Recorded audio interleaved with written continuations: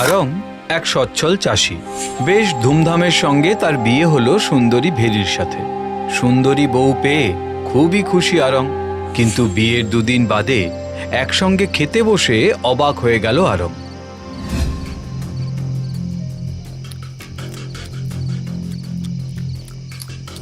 এ আবার কিরকম খাওয়া? এইরকম করে ভেরি কটা ভাতই বা খাবে? আর তরকারি তো খাচ্ছেই না।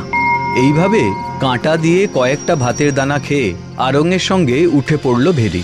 প্রথম দিন, তাই আরঙও আর কিছু বলল না। কিন্তু পরপর দুদিন একই কাণ্ড দেখে আরং বলল, কি ব্যাপার বলো তো? তুমি এভাবে খাচ্ছ কেন? তুমি কি লজ্জা পাচ্ছ? না না, লজ্জা কিসের? তাই তো, মাত্র কয়েকটা ভাতের দানা ছাড়া কিছুই তো খেলে না। আমি বরাবর এরকমই খেয়ে থাকি। এইভাবে খেলে তো তুমি অসুস্থ হয়ে পড়বে। চিন্তা করো না তুমি, আমার পক্ষে এর চেয়ে বেশি খাওয়া সম্ভব নয়। শুনে বেশ অবাক হলো আরং। ও মনে মনে ভাবল, ভেরি নিশ্চয়ই লুকিয়ে লুকিয়ে কিছু খায়। কিন্তু কি খায়, কখন খায়, সেটা তাকে দেখতেই হবে। এই চিন্তায় সেদিন ঘুম আসছিল না আরঙের। পাশে শুয়েছিল ভেরি। হঠাৎ সে বুঝতে পারল ভেরি বিছানা ছেড়ে উঠছে। আরে, এই এত রাতে কোথায় যাচ্ছে? না, দেখতেই হচ্ছে। আরং দেখল খুব সন্তর্পণে ভেরি দরজা খুলে বেরিয়ে গেল। আরং উঠে বেশ খানিকটা দূর থেকে ভেরিকে অনুসরণ করল। ভেরি সদর দরজা খুলে রাস্তায় নেমে দ্রুত পদে এগিয়ে চলল। এত রাতে একা একা চললো কোথায়? অনেকটা রাস্তা গিয়ে ভেরি একটা গোরস্থানে পৌঁছল, যেখানে গবাদি পশু কবর দেওয়া হয়। আর তারপরই যা দেখল তা আরো ভয়ঙ্কর। গোরস্থান খুঁড়ে একটা পশুর মৃতদেহ তুলে দাঁত দিয়ে টেনে টেনে খেতে শুরু করলো ভেরি।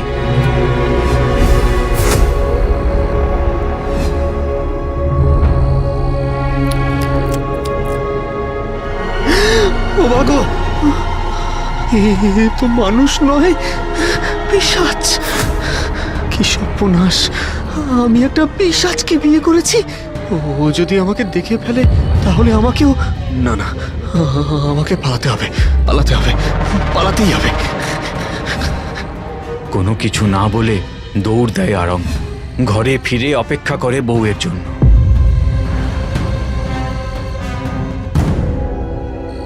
ভেরি বাড়ি ফিরতেই জানতে চায়, তুমি এত রাতে কোথায় গিয়েছিলে? বাইরে হাওয়া খেতে। মিথ্যে কথা! এত রকম খাবার ফেলে তুমি রাত্রেবেলা পচা গলা মাংসের জন্য ছুটে গেছিলে গোরস্থানে। কথাটা শুনেই ভেরির চোখে আগুন জ্বলে উঠল। সে চিৎকার করে বলে উঠল, আমার পিছু নিয়ে তুই সব দেখেছিস, বুঝতে পারছি।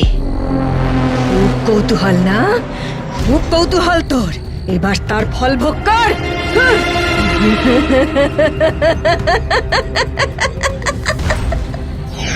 এই বলে হাতে একটু জল নিয়ে বিড়বিড় করে মন্ত্র পড়ছে দেখে আরং দরজা খুলে পালাতে যাবে, অমনি সেই মন্ত্রপুত জল এসে পড়ল আরঙের গায়ে। আর আরং কুকুর হয়ে ঊর্ধ্বশ্বাসে ছুটে বেরিয়ে গেল ঘর থেকে।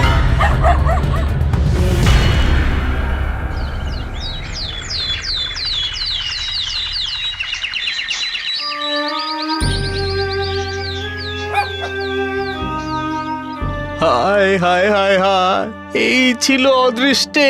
কি করব এখন? কোথায় যাব? আর আর এই কুকুর হয়ে কি আমাকে সারাটা জীবন কাটাতে হবে? হায় মানব জীবন! কিন্তু কিন্তু আমি এখন খাবো কি? এই রকম ভাবতে ভাবতে সে পথে পথে ঘুরছে। হঠাৎ দেখে একজন লোক বেশ কিছু কুকুরকে খেতে দিচ্ছে, আর পথের ধুলো থেকে কুকুরেরা মহানন্দে সেই খাবার চেটে খাচ্ছে।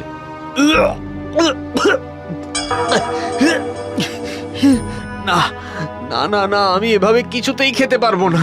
তাহলে তাহলে কি আর আমার খাবার জুটবে না?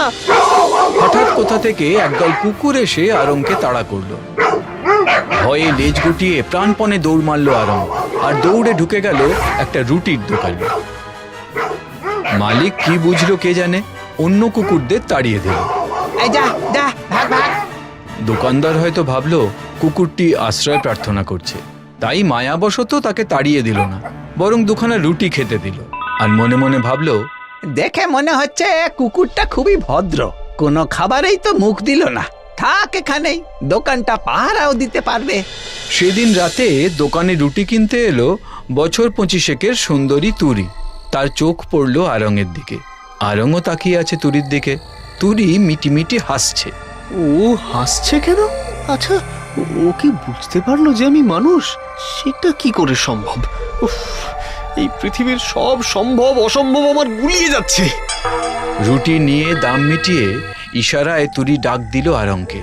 আরঙও দোকানিকে লুকিয়ে চুপি চুপি তুরিকে অনুসরণ করলো। একটা বিশাল বাড়ির কাছে এসে চুপ করে দাঁড়িয়ে গেল আরঙ। কি হলো, দাঁড়িয়ে গেলে কেন? এসো, বাড়ির ভেতরে এসো। হ্যাঁ হ্যাঁ, আমি বুঝতে পেরেছি তুমি কুকুর নও, কুকুর বেশি মানুষ। তোমাকে এখানে নিয়ে এলাম তোমাকে মানুষ করে দেব বলে। এসো এসো এসো। আরং তখন তুরির পিছনে পিছনে লেজ নাড়াতে নাড়াতে ঘরে ঢুকে গেল। এবারে তুরি একটা মন্ত্র পড়ে আরঙের গায়ে সেই মন্ত্রপুত জল ছিটিয়ে দিতেই আরং কুকুর থেকে আবার মানুষের রূপে ফিরে এলো। তুমি যেই হও, তুমি আমাকে নতুন জন্ম দিলে। আমি আজীবন তোমার কাছে কৃতজ্ঞ থাকবো। এবার তোমার ঘটনা বলো, কিভাবে তুমি কুকুর হয়েছিলে? আরং ভেরির সমস্ত ঘটনা তুরিকে আগাগোড়া বলল। শুনে তুরি বলল, ভেরিকে আমি জানি, আমরা দুজনেই জাদু করি। আমার চেয়ে ভেরির ক্ষমতা অনেক কম, সেজন্য ভেরিকে বড় ভয় করে। জাদুবিদ্যা ছাড়া আমরা দুজনেই প্রেতবিদ্যা জানি। আমি সৎভাবে সাধারণ গৃহস্থ জীবন যাপন করছি, কিন্তু ভেরি প্রেতেদের সাথে মিশতে শুরু করে এবং মৃতদেহ ভক্ষণে অভ্যস্ত হয়ে পড়ে। যাই হোক, এই নাও, এই মন্ত্রপুত জল ওর গায়ে ছিটিয়ে দেবে, তাহলেও একটা ঘোড়া হয়ে যাবে। আর শোনো, এই জল কিন্তু সঙ্গে সঙ্গে ফেলে দেবে, তাহলে ও আর মানুষ রূপে ফিরে আসতে পারবে না। তবে হ্যাঁ, ভেরির বাবাও একজন জাদুকর। সে মেয়ের অবস্থা জানতে পারলে তোমার অনিষ্ট করার চেষ্টা করবে। সর্বনাশ! তাহলে কি হবে? চিন্তা করো না, তার গতিবিধির উপর আমার নজর থাকবে। কিন্তু ভেরির বাবা তো থাকে ভিন দেশে, তার গতিবিধির উপর তুমি নজর রাখবে কি করে? আমাদের পক্ষে সবই সম্ভব, সাবধানে থেকো। আরং সেই মন্ত্রপুত জল নিয়ে বাড়ির দিকে যাত্রা শুরু করল। বাড়ি পৌঁছতেই তাকে দেখে ভেরি ভীষণ ভয় পেয়ে গেল। কি তুমি তুমি মানুষ হলে কি করে? জাদু কি শুধু তুমিই জানো? তোমার তোমার হাতে ওটা কিসের জল? ফেলে দাও, ফেলে দাও বলছি, ফেলে দাও ওটা। এরপর ভেরি আরঙের দিকে তেড়ে আসতেই আরং খানিকটা জল ভেরির গায়ে ছিটিয়ে দিল, আর সঙ্গে সঙ্গে ভেরি একটা সাদা ঘোড়ায় পরিণত হলো। সঙ্গে সঙ্গে সেই মন্ত্রপুত জল আরং ফেলে দিল মাটিতে।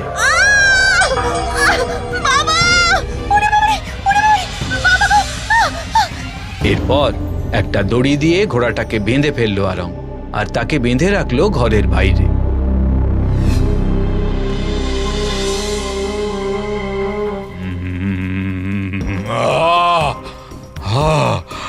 ভেরি, আমার মেয়ে, কাঁদিস না, কাঁদিস না। কার এত বড় সাহস যে তোকে ঘোড়া বানিয়ে দিয়েছে?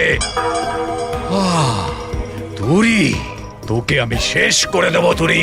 কিন্তু না, তার আগে আমার জামাই আরং। কাঁদিস না মা, কাঁদিস না, আমি আসছি। চিন্তা করিস না মা, তোকে আমি আবার আগের রূপে ফিরিয়ে আনবই। তার আগে তোর স্বামীকে গোপনে শেষ করতে হবে, তারপর তুরির শক্তি ক্ষয় করতে হবে, নইলে সারা জীবন তুই এই রূপেই থেকে যাবি মা। কাঁদিস না মা, আমি আসছি মা, আসছি।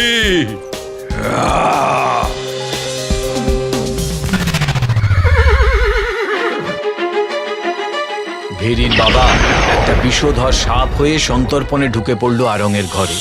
ওদিকে তুরিও নিজের জাদু মাদুরে সবটাই দেখল, আর সব দেখে সে উড়ে গেল আরঙের বাড়ির দিকে।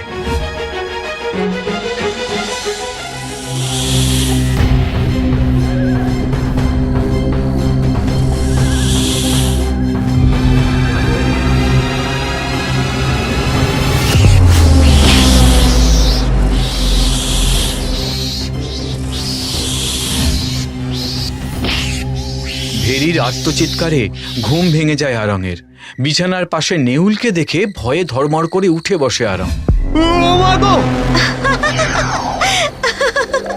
ভয় পেও না, আমি তুরি। তুমি এই রূপে এত রাতে? না হলে যে ভেরির বাবা তোমায় শেষ করে দিত। মানে ওই দেখো। সাপ? না, এ তো ভেরির বাবা। হ্যাঁ, বিষধর সাপ হয়ে তোমাকে ছোবল মারতে এসেছিল। তাই তো আমাকে নেউলের রূপ ধারণ করতে হয়েছিল ওনাকে হত্যা করার জন্য। তোমার এই উপকার আমি আজীবন মনে রাখবো। কেমন করে শোধ দেবো এই ঋণ? সে তো তুমি জানো। দেখো, আমি চাষি, সাধারণ গৃহস্থ। কি দেব তোমায়? আচ্ছা, সব ভুলে তুমি আমার সঙ্গে থাকবে? তুমি আমাকে বিয়ে করবে? এমন একটা সুন্দর স্বাভাবিক জীবনই তো আমি চেয়েছিলাম। তুমি আমার মনের কথাটাই বললে আরং। এরপর আরং আর তুরি মিলে কাটাতে থাকে এক সুন্দর সুস্থ জীবন। একটি ফুটফুটে সন্তানও হয় তাদের। তার নাম রাখে আরি।